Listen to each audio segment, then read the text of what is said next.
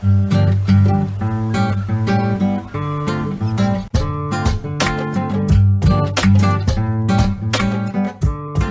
to the Tarot Coven cast. Real people, real talk, real magic.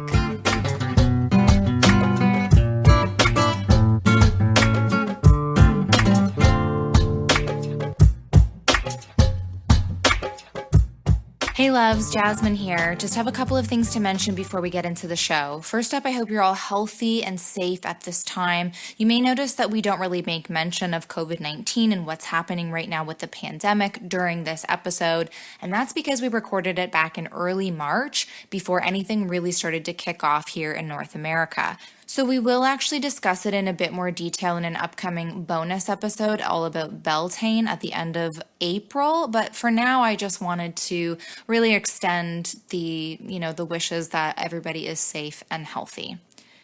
Okay, secondly, I am super excited to share with you that I am an affiliate for this year's Tarot for the Wild Soul course taught by Lindsay Mack. I'm sure you've heard me speak about both Lindsay and her course here on the show, and I honestly can't recommend the program enough. It truly changed my relationship with the tarot, not just in the way that I read cards, but in the way that I approach my practice in general. Lindsay really opened my eyes to the idea that so much of what we know about the tarot has never been updated or restructured through the lens of our modern world. And she works to change that by talking about cards in a way that makes them feel completely inclusive and accessible.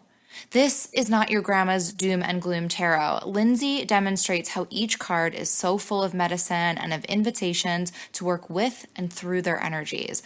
And her take on reversals is by far my favorite. So if you're ready to dive deeper with your tarot practice, I highly recommend checking out Tarot for the Wild Soul.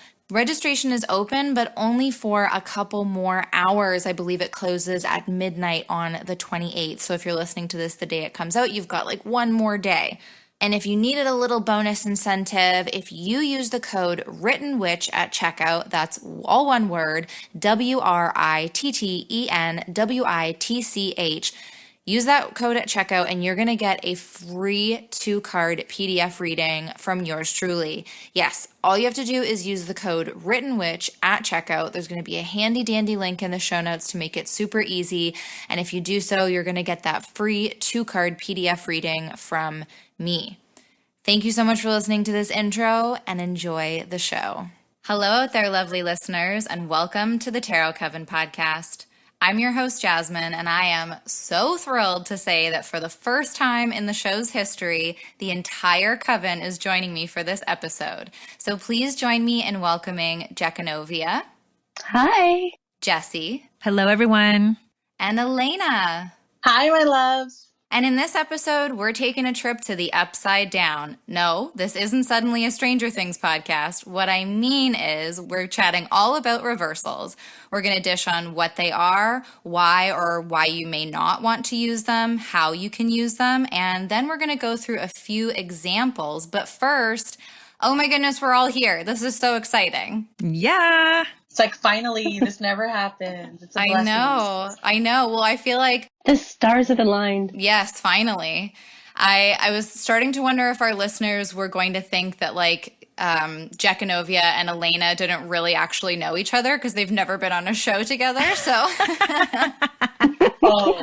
we know each other. Yeah. Oh, we know. We know. Well, we know. Elena has seen me in a tiara. I'm just going to say. That's true. Okay, well, I thought I would ask everyone a kind of a fun question since we're all together. And I don't know, I kind of feel like it has to do with reversals in a way, and I will explain the tie-in a little bit later. But how does everyone shuffle and draw cards? Jessie, you want to tell us your process? I love that question. And it's one of my favorite questions to ask as well, because everybody does it so differently. And especially when I was starting, I always questioned, am I doing it right? Or, how are the masters, how do they select their cards? And obviously you have to pick what works best for you. And for me, I am an overhand shuffler. Every once in a while, if I've got a thinner deck that I'm not too concerned about the wear and tear, I'll do a little, bridge casino shuffling action. But I'm an overhand shuffler, and I like to just fan it out in a nice little arc. And I'm always drawn to the cards that either have a space or something that pulls them out of the lineup a little bit. I always go right to where my eye fixes first. And if I am not in a place where I can fan out the deck, I will go through and just slide the cards a little bit until I feel a sticky one, and that is the card that I select. But that's what I've settled on. And I will say too, in the actual choosing of the cards, if I'm reading for someone, I always have them pick the cards. So I loved that their energy's in it. They pick the cards. And this is assuming we're face to face, right? Mm-hmm. I let them select cards because, that way if there's any messages that are a little sticky, and I can be like, you're the one that picked the cards, not me. I love that you brought up, when you're first getting started, you're like, how am I supposed to do this? How do I know which one to pick? Am I doing it right? I completely forgot about that. So I'm really glad that you brought that up, because in case there are any, relative newbies to tarot that are listening, it's true. It's like, you just got to kind of find the method that works for you, and don't worry so much about what maybe other people are doing, but give a couple of different styles a try and figure out what you like, right? Absolutely. Yeah. For me, this is a new thing for me, but this is what seems to be working, is that I just shuffle until cards fall out. And if I usually I'll set an intention around that though. I'll say, okay, I'm going to shuffle 6 times. If nothing falls out, I'll go with the top card. If multiple cards fall out, if it's more than 2, I'll put them back in and keep going. But as soon as that one card falls out, maybe 2, I go with that one. And that's been my new thing, and it's been really on point. So that's kind of where I'm at. How about you, Elena? What do you do? So I actually love that you asked this question, because when I picked up a deck again for the first time in a long time, I was like, how should I shuffle this thing? Because I grew up shuffling casino style, because my mom taught me how to play poker when I was really young. And so I was like, I just into it. I just go with my gut. And so I always do casino style first. I'll cut the deck in 3. And then I just start hand the side shuffle. And I always used to pick the cards myself. I never found it out. I would just pick them out. But something maybe about 2 months ago told me, just start shuffling until they fly out. I'm like, all right. So then now that's what I do, is I'll just start shuffling until they fly out. But I like that you said that you set an intention on giving yourself a number, because I've noticed that after a while I'm shuffling and nothing's coming out. Yeah. I'm like, okay guys, what's going on? So then that's when I'm feeling like this isn't for me. And lately my last 2 readings, I've been having to just pick them because nothing wants to fly out. And so I think I'm just going to go back to picking them. Oh, interesting. So you're floating around, you're going back and forth, you're just still kind of finding what works. Right. I mean, you got to do that. I feel like it's different for different decks too. Like Jesse, you were saying that the thinner decks, it's a lot easier to do that sort of casino style thing, because there are certain decks like the Modern Witch Tarot. I feel like I can't do it with that deck. That has to be the overhand or just the fanning out and stuff. So yeah. Okay. So what about you, Jackanovia? Well, I generally start, okay, this is going to sound so mean, okay, but I generally start and I slam my deck 3 times off of the corner of whatever table I'm using. It just kind of clears the energy. Yes, I like that. I feel like such a monster. But I do the regular overhand shuffle. I do the bridge thing. Sometimes I'll throw it on the table, mash them all up. I think that might be what the poker thing is. I don't really know. Oh. But you put them on the table and kind of scramble them all up. And okay, yeah. Sometimes I do that. A lot of my decks, especially the Oracle decks, they're really big and I have very small hands. So sometimes I just have to kind of basically set them in different piles and mix them up that way. True. So yeah. And I do the same thing. I usually just shuffle till something falls out and then just take it from there. Nice. Yeah.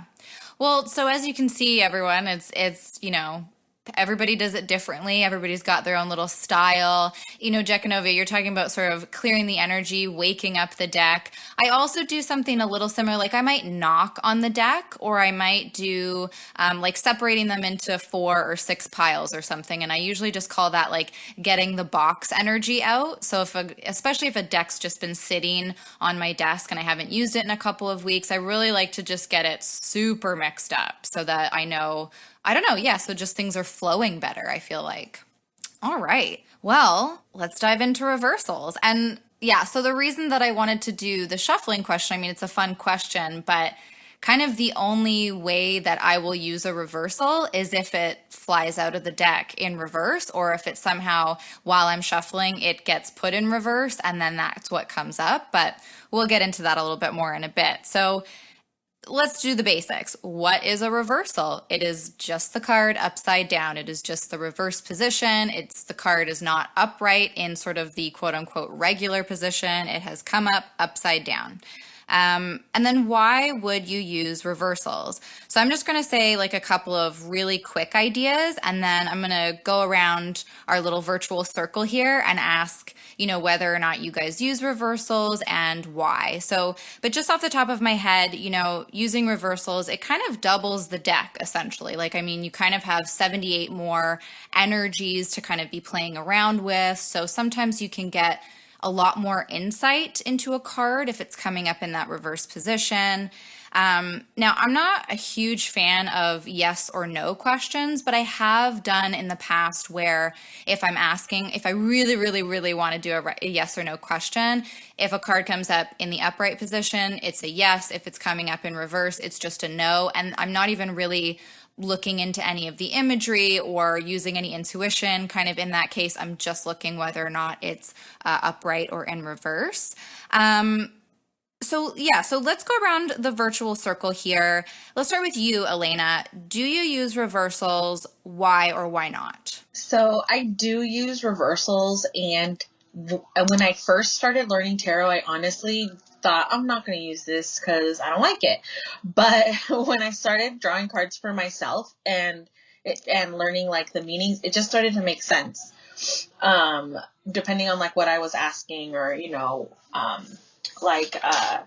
depending on who I'm reading for. And so ever since I started doing that on myself, and it just fit, like intuitively, you just know that the reversal meaning fits for that reading. And so I've just been going with it, and every single time I just go with the flow with the reversal, and I look at the card next to it, it fits, and I do my reading, and the client says it resonates, and so when it feels right, I go for it. And I haven't had a feeling like when I see a card in reverse, oh, why is like, yes, I've been stumped, but it never felt not right, if that makes sense. Like I've had a card fly out and I'll look at it and I'm like, oh, that's not meant for this. And I'll put it back on the card. And it really wasn't. Like you just know. Like I feel like you just get, like your guides just give you that intuitive little push when it is for you. And I just go with my gut all the time. Yeah, for sure. And I think that's definitely something that comes the more you work with tarot. Those kind of intuitive hits just, I think, come a little quicker or easier, or you're more aligned to kind of just go with that flow, like you were saying. So just to clarify, maybe when you first started, you weren't necessarily using reversals, but you've come to a place where you are now using them? Right, because when I first started, I was only reading for myself, and Gotcha. like I would pull like maybe a couple cards for like close friends just to kind of be in that flow and start to learn. But when I actually started doing spreads, and combining the cards, combining whatever the questions are, like everything just flows and it makes sense. And I think it just depends on the energy of the reading. And it's always been really good. Like if I never really try to go against a reversal, like I don't like re-pull a card but I always just go with, like I said, I always just go with my intuition, and it works for me. Nice. What about you, Jessie? I do read reversals. Like Elena, when I first started, I didn't worry about them too much, but I did try to learn them. So I really incorporated studying through books and other, tools where you've got little guides on what the meanings are. I think it's helpful to at least think about what those reversals could mean if you do decide to read that way. I also have a few decks. I know one deck in particular that I read with a lot. It's the Liz Houston Dream Keepers Tarot. And she does not read reversals. And so to honor her artistic energy and how she created that deck, whenever I use that deck, I don't read reversals. So Gotcha. that might be an interesting, but yeah, I just kind of feel like I honor her, creative and inspiring energy by not reading reversals with that deck. And yeah, I do read reversals pretty much most of the time. If I'm doing Lenormand, of course, Lenormand Tarot, you don't have reversals in Lenormand. So again, just depends on what style of tarot you're reading with. Right on. So yours is more dependent kind of on the deck. Yeah. And like why? So you didn't start using them as a beginner. What sort of pushed you towards using them? Was it just, you wanted to just explore more of the options that were available, or? I felt for me, if I was going to understand the full language of the tarot cards, it meant diving into reversals. Yeah. And so whether or not you use them or not, I think it's always a good thing to expand your knowledge and intellect on any subject by making sure you know as much as you can about it and then make the decision based on how you feel about it. So for me, it was more, I knew there was more out there. And if I didn't tap into reversal meanings, it's like I was choosing not to go forward in expanding my own awareness about tarot and the messages that it could bring for me. Yeah. No, that makes perfect sense. What about you, Jekanovia? Are you using reversals? Yeah, I think I've used reversals from the start. I mean, I don't remember 100%, but I'm pretty sure I've always used them. Possibly not in the same way as most people would think, where, it means the opposite of, what the upright meaning is. Right. For me, it's more of it's a shadow work tool almost. So if something comes up reversed, that's just showing me that that's something internal that I have to work, like it's something going on under the surface, not necessarily something that I'm focusing on at that time, but it's an underlying energy that needs to have some attention paid to it. So that's the main reason I use them. I also use them because it can sometimes show you where there's either a blockage or where there's an influence that's coming from outside you. So something that you don't have control over, possibly aren't aware of, but perhaps it's someone else's influence on that situation. That is so interesting because so often, I don't think I've ever seen it put that way. I usually see it that it's, and I mean, I think it can be both. It's really on what's resonating, but often it's like, oh, this is more of an internal thing, or it's really about turning that energy inwards or something. I really like that perspective that it might be something that's out of your control, or maybe even something that's like unknown to you and it's coming from that external place. I love that you brought that up. So, and you've been using it right from the beginning of your tarot practice, because I know you've been reading cards for like a hella long time. So has there ever been a period where you didn't use them, or have you just always done reversals?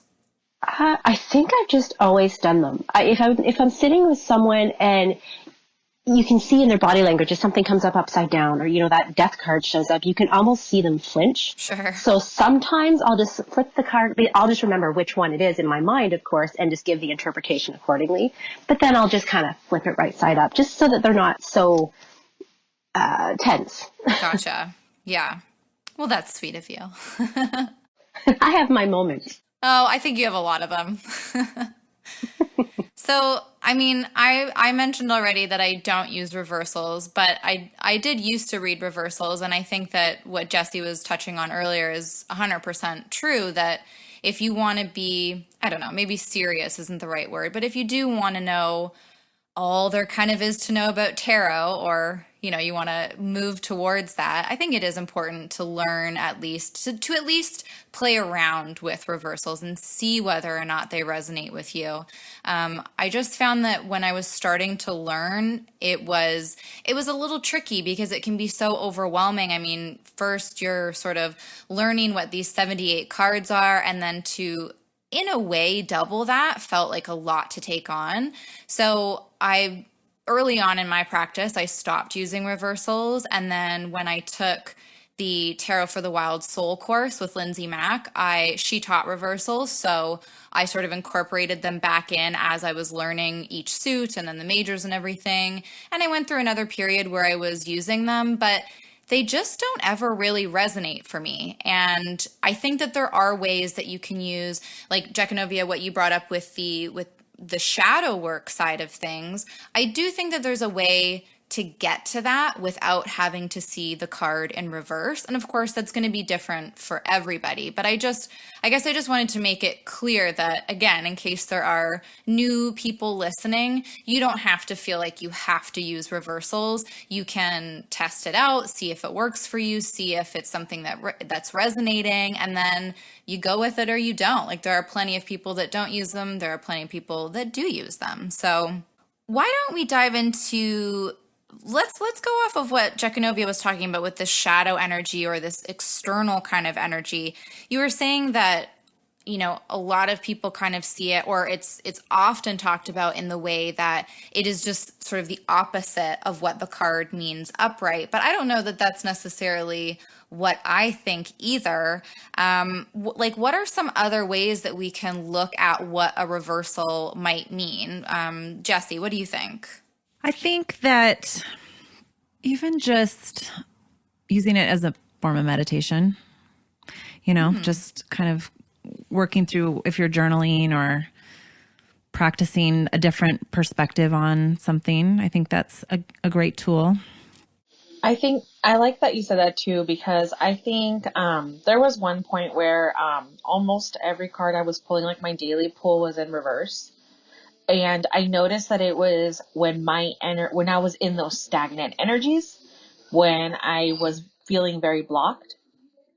And then a few months ago, another tarot reader asked me if I ever meditate with the card, like when I'm stumped. And I'm like, meditate with the card? She's like, yeah. Do you ever just sit there for, like, if you have the time, like, and you're recording a reading? She's like, do you ever just sit there and, like, for 5 minutes to see what downloads you get when you're stumped on a card, or if, like, it's in reverse? And I would never thought about that. So when you said meditation, it kind of, like, I don't know, do you guys ever, like, tune in and see what downloads come in when you're stumped on a reversal? Sometimes. I don't know if you consider this meditation, so, say yay or nay, but I'll just stare at a card and kind of, you remember the things back in the 90s, you'd stare at the picture and then all of a sudden a 3D image would pop into your face. Do you know what I'm talking about? I knew as soon as you said, Yeah. I don't know if you remember these, I just knew that that's what you were going to say. That was wild. Yes, I love those. That's what I do with the tarot card if I'm really stumped on it. And that's, I guess, I would say, that is actually a kind of meditation. I never really thought of it that way. That is, I think, that's like a hypnosis type meditation in a way. And sometimes you're right. When you look at the pictures, the imagery, you pick up on something that you've never picked up before on someone else. And I think, it can be interesting if you're looking at a reversal and then you're doing this kind of meditation or even just kind of zoning into the card like Jekanovia is talking about. You can get kind of a new perspective, I think, on the imagery because it is upside down. So maybe new things are going to come to you that you're not sort of used to seeing. Does that make sense? I'm thinking about the 10 of Swords in particular. So a traditional depiction of it would be like the figure laying on the ground with 10 swords in their back, but then you flip it and it's like the swords are almost falling out in a way. Yes. Oh, so good. So, okay. But Jessie, you brought up the meditation thing. So how's that maybe come up for you? Or what have you noticed when you do stuff like that? I think it's a pause to spend more time, not just fly through the readings. So if it's more of something that I just, if I'm not sure about what that means, sometimes it's really obvious and you're like, oh yeah, that's a lot of internal work or something that I'm fighting or something that's just, causing me a little bit more internal distress. Then, I like to sit with it. And another thing I was thinking about was, you're right, the perspective is huge. So even just shifting, something unlocks in our brain when we turn things differently. It does create those different neurons in our brain as they're kind of reattaching. sometimes I'll walk around the card. Sometimes I'll put it upright and put it back reversed. I also consult books. I love to read what other people's interpretations of are those reversals. And while, everyone can either connect with one or not, I am really up for information all the time. And so sometimes that helps unlock a message in there that maybe I wouldn't have thought of on my own. So I do a little research too if something's really not making sense to me. Yeah, fair enough. I mean, full disclosure, I still do that with upright cards too. Yes. I definitely try and use my intuition first, or describe what's going on in the card, or whatever, just see what comes up naturally. But I've got my shelf full of books that I like to pull from. And I mean, I don't know if it's because I'm a writer, so I just like to read other people's writing. I don't know. It's still interesting to see what other people have thought about the cards before you did, right? So yeah. And free journaling, doing journal, like just journaling on it, just free writing and not really thinking about what you're writing, but just kind of unlocking that subconscious message, or, taking away the ego mind. Sometimes that is a really interesting practice to see what comes up. And, worst case, you ask someone, you ask a tarot reader, a friend, like we do that each other all the time. It's like, what could this mean? So feedback's huge. Yeah, absolutely. And it's nice to, let's put it out there. If you are new to tarot and you don't really have a community to reach out and ask, feel free to approach one of us on Instagram, maybe just send us a DM. And I'm happy enough to, I may not be right, and what I have feedback wise might not resonate with you, but I'm happy to chat about a card with you. That's, I love to do that. So, all right. Well, all right, talking about journaling and meditation. And yeah, I guess sometimes the reversal does bring up that shadow energy idea, or I guess sometimes we can see it as just the opposite of a card. And in that way, I think that some cards might feel a little brighter in reverse. So again, maybe with that Ten of Swords, although I see it upright as a fairly liberating, exciting card, but perhaps for some people it doesn't really shift until it does come up in that reversal position. So that's also how you might look at a reverse card. Honestly, there's going to be probably just as many perspectives about reversals as there is for reading the upright cards, so it's really about what's working for you. But does anybody else have any sort of little ideas on how you might interpret a reversal, just in those more basic ways? The exercise that we did today in the local meetup that we had, it's simple, but it really does help. So if you get stuck, look at the picture in the card, or whatever symbolically, like a literal meaning. Don't even try to attach any interpretation to it, but just go back to the very basic of the visual of the card. And so looking at, is there a figure? What's the figure doing? What's the figure wearing? What is the emotion of this card? And then put yourself in that first person space, re-describe everything that was the literal description more in a first person way. And more likely than not, there'll be more that comes out. It just kind of unlocks something. And so you do it for the upright. You could certainly do it for the reversals as well. But yeah, sometimes it's just taking it back to the basics of what is actually in the card. Yeah, absolutely. It's I'm so true. glad I'm so glad you brought that up, because that was one of the first exercises that we did for our own online meetup. And I got to tell you, it was I was already nervous to sort of join this group. And then Jesse came at me with this amazing exercise where I was like, holy shit, I don't know the first thing about tarot, I guess, because this has unlocked a whole new pathway for me. This is incredible. So I use that very often now, in fact, where it's almost like you're detaching yourself from it a little bit, because the more you read tarot, the more these interpretations just sort of immediately come to mind, and you kind of need to step in the way of that, if that makes sense, and pull back and just go, okay, figure, two different shoes, standing on a hill, holding very, very basic stuff. And it just, I don't know, it really shifts your perspective. So Definitely recommend that to everybody just to give a try, no matter how long you've been reading. For sure. And I like that you brought that up, Jesse, because I also like to look at, like, is the character looking at something? Like when it's in reverse, like, is it not wanting to face something? Like if it's depending on what the card next to it, or if it's facing the person behind it, it depends. I've been doing a lot of like relationship readings. And so like sometimes like it makes sense. And yesterday, a card that was pulled for me was the moon.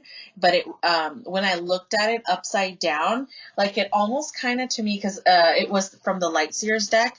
And so like if there's a lot of listeners that love the more like artistic deck or want to like stray away from like the the more traditional deck, I really like this one because with the moon upside down, it's like this woman. I think it's like to me, it reminds me of a mermaid, but she's in the water and the moon's up at the top and it has like the black and the white wolf on each side.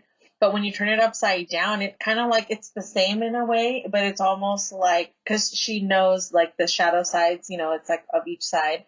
But I feel like either way, she can still come out of that water. And yes, and so my favorite thing is looking at the characters in the decks and see what are they looking at and who are they looking at, and their facial expressions. Yes, 100%. And actually I don't know where along the way I forgot to look at those things, but it's been a blessing to hang out with Jekanovia because she's a total boss when it comes to like body language and facial expressions in the figures in the cards. So now I'm always like, all right, what would Jekanovia do when I'm like looking at a certain card? Yeah. Yes, this group definitely has blown my mind and opened my eyes more to paying attention to it. I know, just to certain things that somehow, you just get in your groove and you forget to look at, whatever angle it is. And then you talk to other tarot readers and it's just like, oh, well, have you ever thought about this? And you're kind of like, duh, why didn't I think about that, So. Just to add on to what Elena was saying, and even what Jess was saying, if you look at the elements in the card, for instance, I'm just the King of Swords, for an example. Okay, so if you pull that right side up, the sword is actually pointing upwards. I'm talking about the Rider-Waite-Smith deck here. Yeah. So that's outward communication. That's something that's going outside of you, right? So it's something you have to speak or, you have to explain something. But if it's reversed, that sword is now pointing at you. So maybe this is something that you need to work out in your own mind. Maybe this isn't something to express outside of yourself. So there's also that way of looking at it too. That's crazy that you said King of Swords because I'm holding the Lightseers deck in front of me and the King of Swords is right here in front of me. Ooh. So I love that you said that. We're connected. That's wild. Yes, oh, for sure. I love it. Well, since we're starting to talk about cards, why don't we get into a few examples? Does anybody want to go first? All right. I picked all of our favorites. Such a good one. Let's talk about death. Let's talk about death reversed, everybody. Yes. Yes. Who doesn't love death? Well, so really quickly, why don't you just give us like a couple of keywords or whatever, just like a basic upright meaning? Okay. Death is a transformation. So it's something that is ending in order to move on to a new rebirth. And it's really about that transformation or transition. And usually, at least for me, it's like, this is done. Death is done. Mm-hmm. Death is the end. So of that. And now it's time to start something new. So reverse. Yeah, I think of it as a resistance to what's dead. It's like you are fighting for something that is already finished, or that transformational work cannot be completed until you let something go fully. And I also, sometimes it means that we've got a hard time moving on from something. Right. So and then maybe any anxiety or stress that is tied up with the death experience that's happening.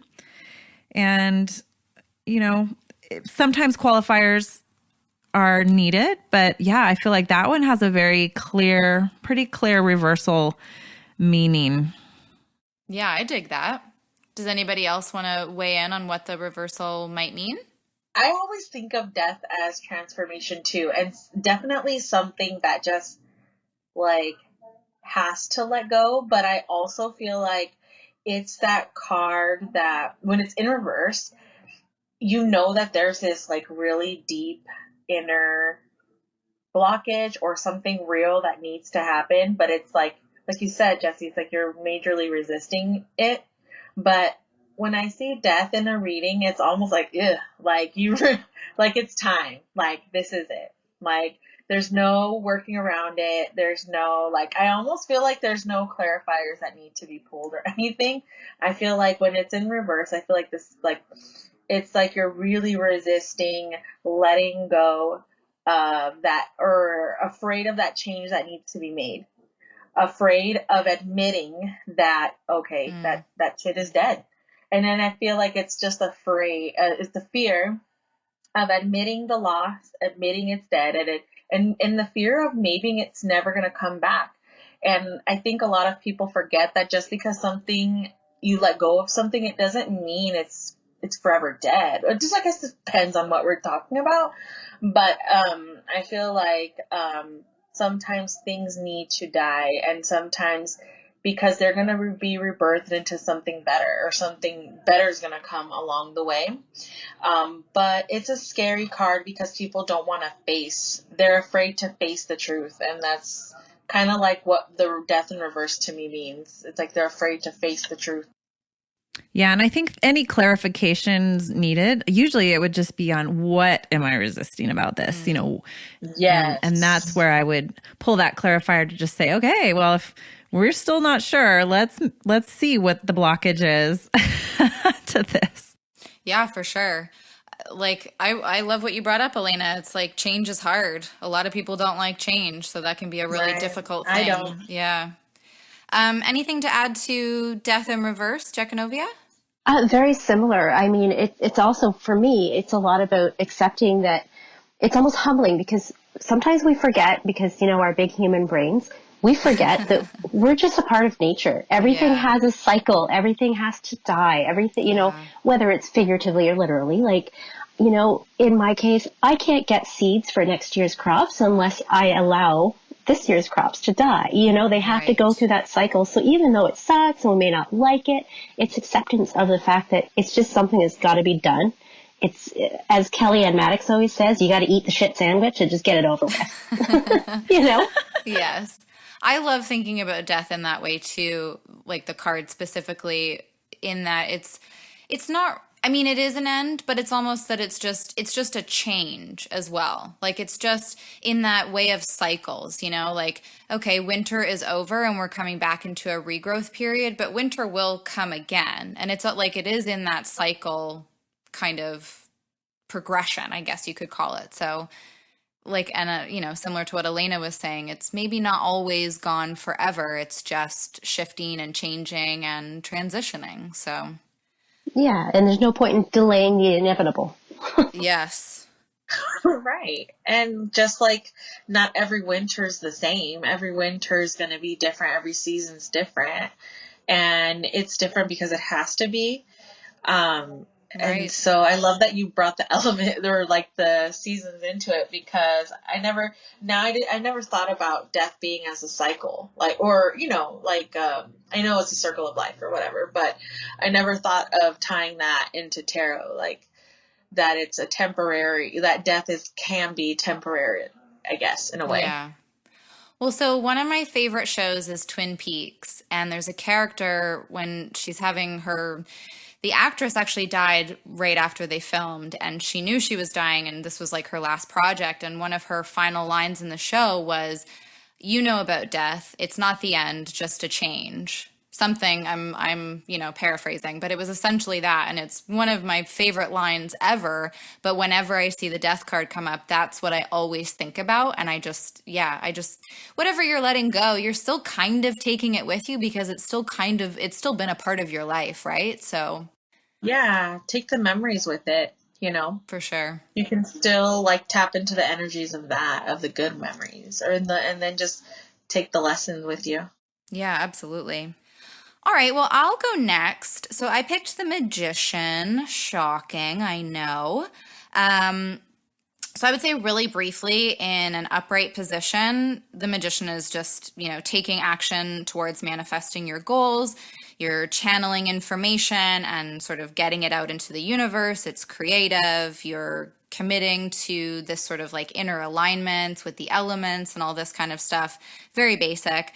And then in a reversed position, I kind of like to think of the Magician as like a Mercury retrograde, because if we look to the like astrological correspondences with the cards, the Magician is ruled by Mercury. And I think that when at least one of the ways that we can interpret that in reverse is that you maybe need to pause and reassess or edit something that you're doing, reassess the tools that you have, reassess the message that you maybe are wanting to send, or the creative project that you're working on, things like that. Jekanovia, what do you think about the Magician in reverse? Generally, for me personally, when it comes up, it's more of I need to recognize the part that I played in manifesting whatever it is that I'm dealing with. So if I'm asking about something in particular, I need to understand that I played a part in it. Whether I took action or didn't take action, it was still playing a part, So that's the main reversal that I get for the Magician. Love that. What about you, Jessie? I like to think of it as just the unused talents or the limiting beliefs that we have. So with Magician, you have all of these magical tools to use, and I just see the reversed as choosing not to use them for whatever reason. Yeah. Maybe not even seeing them or love that. Lack of confidence. Yes. Not willing to step into that power for some reason. Being too, lack of confidence for sure.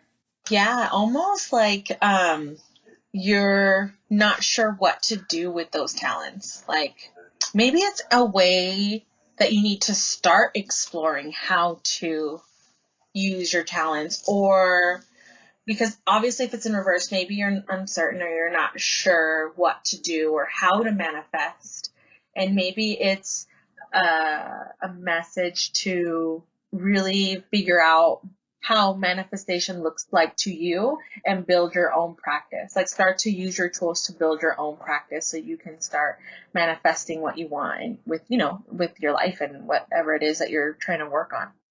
Yeah, absolutely. I think that kind of ties in with what I was saying, like that reassessment kind of period, or like just refiguring things out, like just that pause, that reflection, that like, okay, where am I supposed to go with this stuff, or how can I utilize what's in front of me? And yeah. Now, before we get to the other two examples, I do just want to say that I think there are ways of getting to these reversed meanings without having the reverse card. So for example, like with Death or with the Magician, let's say it comes up in a position of, letting go, or things that maybe you're not seeing, stuff like that. Like I think that maybe you can, like that brings a different flavor of interpretation to the card that I think can almost be the same or quite similar to what it might mean in the reverse. Or maybe it's based on, if you're doing more than a one card reading, what cards are surrounding, certain cards that might give it that different flavor. Jessie, does that make sense? Like, would you agree that can kind of bring us to a similar interpretation as the reversal? I totally agree. Yep, 100%. And I think that's really important to know that it really is the interaction between the cards, and ultimately, so whether it's an upright or reversed, you can unlock that meaning. Yeah, I think it's important that you said, at the end of the day, you'll know, right? Because if you are reading for yourself, I think that you'll know if a card needs to sort of deviate, let's say, from the quote unquote traditional meaning, if it needs to have that different flavor on it, right? And if you're reading for others, I mean, maybe you just need to be asking questions along the way, seeing what's resonating and seeing if you need to take the interpretation in a different direction. Jekanovia, what do you think? Like, do you think Jessie and I are out there, or do you think we're onto something with this? No, I absolutely agree. It again, like every spread, some spreads when you have them set up, yeah, there is a spot that says, what do I need to work on? What am I not Right. seeing? Right. So there's that. But I also wanted to come back to earlier when Jess said when you journal. I know that when I do journal about a card, if I don't, let my conscious mind come in, a lot of the time what'll come out, whether it's reversed or otherwise when I lay the card out, a lot of the reverse meanings will just come out in the journaling. Right. So, I mean, even that way, you'll still get to that reverse meaning. Yeah, and I think again that's probably something that comes the more that you are playing around with the cards and getting to know them a little bit better. Like Jesse was saying, like when it comes up and it needs that different perspective, let's say. So, okay, so Jekanovia, what's your card example? I have the Ace of Wands. So, of course, the upright meaning would be, that spark of inspiration, that burst of energy at the beginning of a project. You're just rearing and ready to go, right? It's the spark before the action. Reversed, to me, it means it's, how am I hiding my power from the world? There's something important that I have to bring to the table. Why am I holding it back? What's the reason? What's the fear? What's the obstacle that's, limiting my ability to come out with that passion? Yes, like I feel like it's you're trying to like it's a you're finding it difficult to define what that new idea might look like. That's why you're like so unsure. Like maybe it's like you're almost afraid, or not afraid, but you're almost like you're struggling to see what that new opportunity might look like, or should I take that action on it? Yeah. And I think you're right about the fear though, like fear to share that light, fear to share that passion. It's kind of Yeah. reminding me a little bit of Magician in Reverse. Like you're maybe it's that lack of self-confidence, going back to what Jesse was saying. So, Jesse, what do you think about the Ace in Reverse? I think it can often mean just delays or something that is holding you back. And sometimes it's just our lack of motivation. Especially with that Wands card, right? Like, where's the fire? Where's the passion for it? Where's the drive? Yes, exactly. Get that kick in the pants. Like, Yeah. get out there. All right, Elena, let's hear about your example. So I chose the Fool in reverse, Nice. and I love the Fool upright because, it's all about that new beginning and all that. But when it's in reverse, I feel like it's almost the same as the Ace where they're holding back. Or it's like you're taking way too many risks and not really thinking stuff through. You're being reckless and stuff. And when it's in reverse, it's almost also like you're afraid to birth that new project to the world. Mm-hmm. Like you have it ready to go, but it's wondering if you're good enough, or wondering like, what in the fuck am I about to get myself into? But it's in a good way, but it's like that good energy, that good feeling, It's kind of like when you start doing readings and you're putting yourself out there for the first time. Like, you're like, what am I about to do? But it's in a good way. And so to me, that's like what I feel like the upside down Fool is being that reckless person with their project, or reckless energy, or just having the project ready to go, having the resources and the tools, or having that next step. Like, say it's, I don't know, it doesn't even have to be a project. It could be like, changing jobs or buying a home, but just not really having everything ready to go, or just having that lack of confidence, I think. Yeah. So when I took that course, Tarot for the Wild Soul, the way that Lindsay Mack describes the reverse of the Fool is like, it is kind of a fear, because often when we're dealing with the Fool upright, it's like, it is exciting and it's a new beginning, but it's like leaping into that unknown and just having that trust in both the universe and in yourself to kind of take that leap. And so when she talks about it in reverse, she says like, it's kind of your chance to chat with your inner child and see like, okay, what's going on? Why do you feel nervous to take that leap? How can we get to a place where we feel maybe not excited, but comfortable enough and trusting enough that we can go ahead and take that first step? So I've always really liked that.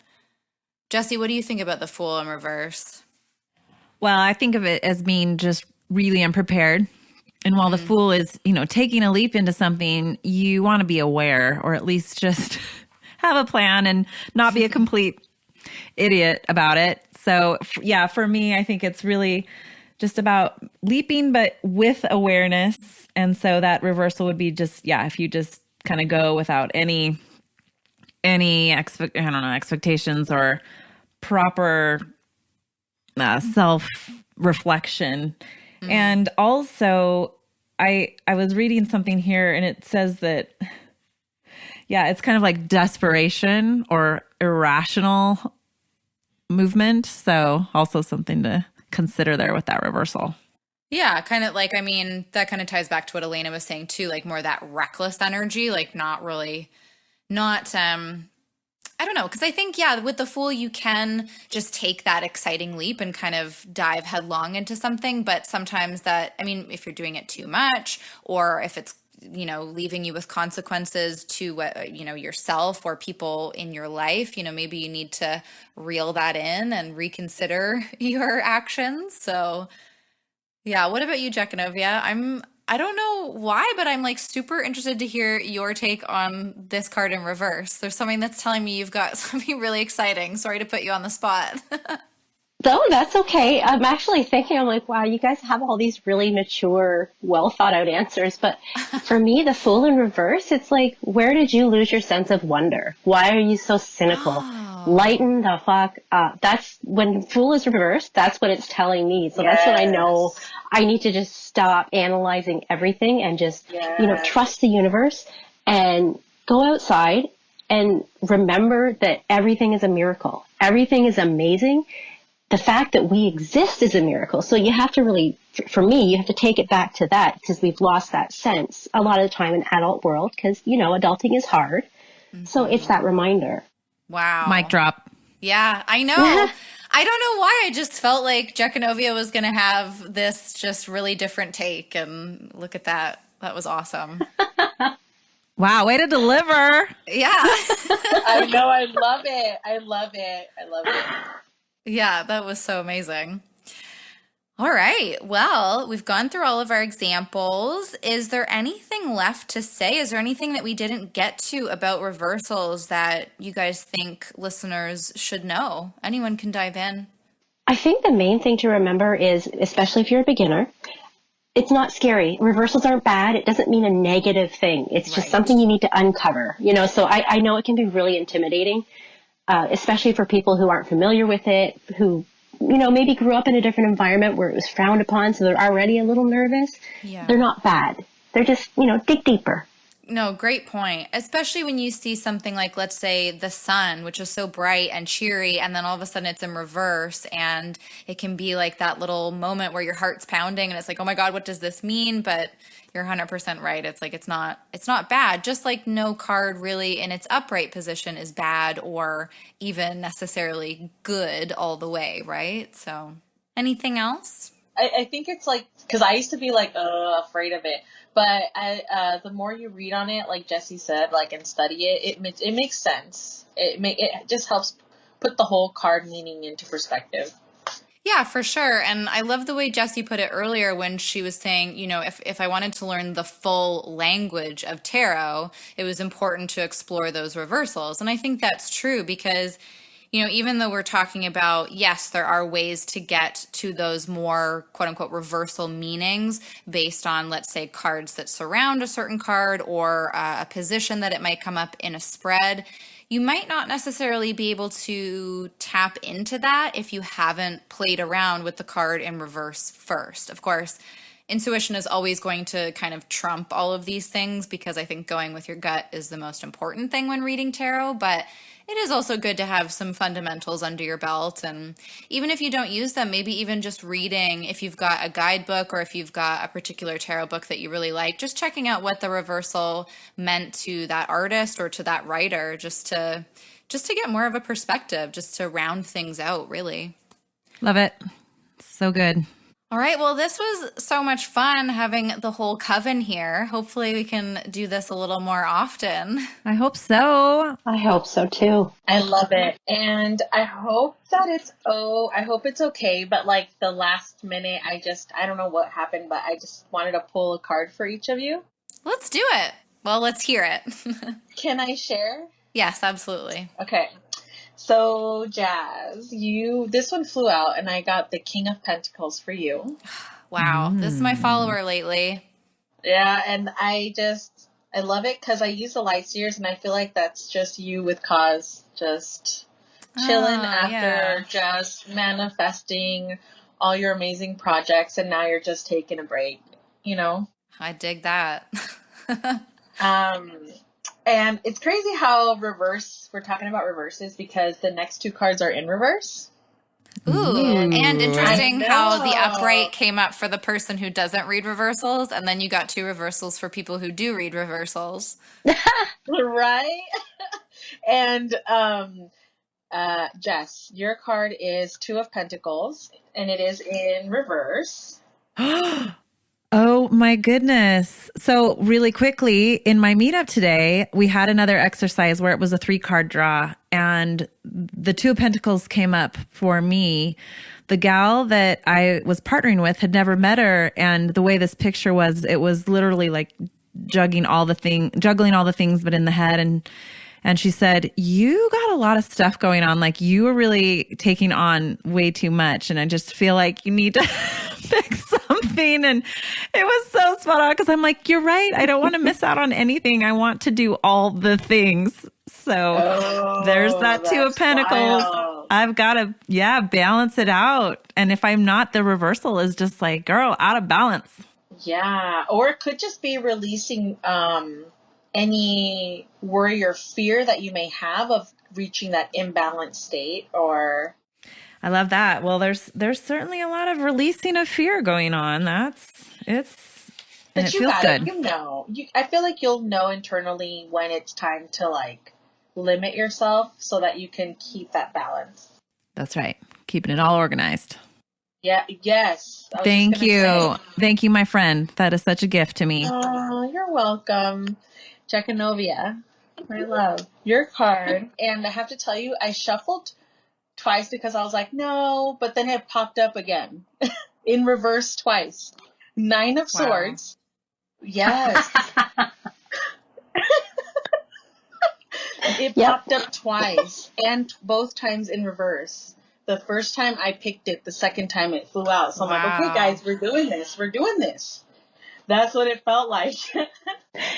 Well, you can't argue with that. Mm-mm. So I just feel like there is, I don't know if there's a lot of something internally worrying you. Like, I feel like, because when it's in reverse to me, because I'm using the light seers, so I feel like there's a lot of internal thoughts going on right now that's worrying you the most. You nailed it. You nailed it. Did I? I feel like there's Oh, a lot of things clouding, like heaviness weighing over you. Yeah, and exhaustion and all good though. It's all for a good cause. Yeah. Yeah, it'll be okay. I love the fact that, that card came up and it's reversed. So, but I think for a lot of people, I mean, it came up on the sticky cards episode, right? It can be a little bit fearful, and maybe it's because Jekanovia has worked with the cards and she knows what's what, but it's nice to hear you say something like, yes, this is all true. And there are a lot of those internalized thoughts and just a lot that's overwhelming, but it's for a purpose. And you can still sort of see that light at the end of everything. It's just an interesting and maybe inspiring is the right word too, just way of looking at that card and way of moving through that energy. Just wanted to add that. Yeah. It's only scary if you let it scare you. That's the keys. You just got to kind of take it in stride. It may not be fun, but life isn't always roses and butterflies. Yeah.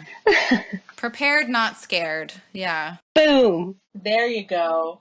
And then what I like about this too, it's almost like a little gentle reminder from spirit of you're being too hard on yourself. Like it's okay. Like you got this. Thank you. I needed that. Thank you so much. Yeah. Well, did you pull one for yourself, or does someone have a deck to pull one for Elena? Oh, I didn't even think to pull one for myself. I just love you girls so much. I didn't even think about it. Oh, so selfless. I know. And guys totally don't have to. I just felt drawn to. I just started shuffling and the sun fell out. Oh, Aw. Jesse, Right side up. Hello, the sun card. All right, Elena, you got the Six of Pentacles, and this is about making sure that you're receiving and not just giving. So be mindful of your balance of energies and also accepting help. Yeah, that's wild. Thank you. Did it come up upright or in reverse? It was upright. I mean, it's a fair question for the episode.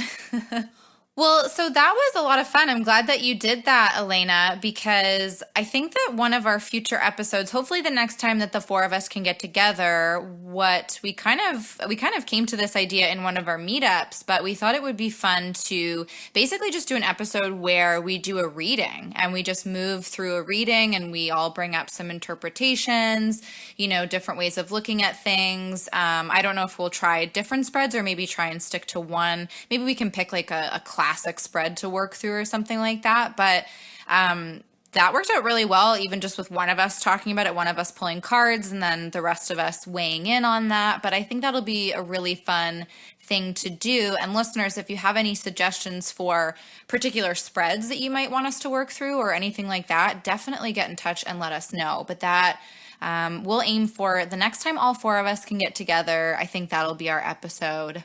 So I think that's all for reversals. Thanks so much for joining us in the Upside Down. We will be back in 2 weeks with another brand new episode. But until then, Jekanovia, where can everyone follow you online? I am mostly on Instagram, and my handle is tarot_and_time, and that's the herb, not the TikTok. And that's where you can find me. Amazing. And how about you, Elena? I am on IG, Instagram at Mars_Elena_Lightworker. I also have a website where you can book donation-based readings or just check out whatever other readings that I offer. And it's elenalightworker.com.